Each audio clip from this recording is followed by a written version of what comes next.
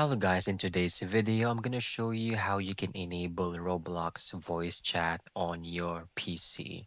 Let's begin. First, you can open your Roblox either on the application itself or the browser should suffice, all right? So I have my Chrome in here open, just type roblox.com. I want you to click on the gear icon. This is going to be your settings. Click on settings. And then first, I want you to make sure on your account info that you have your email verified, you have your phone number verified also, and your age is above 13. Once done, you can go to privacy and content restrictions. Okay. Go to communication, and you should be able to select the option voice chat. Click on it.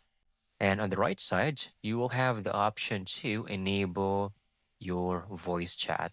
So click on it. And once you've successfully done that, you can now go back and play Roblox.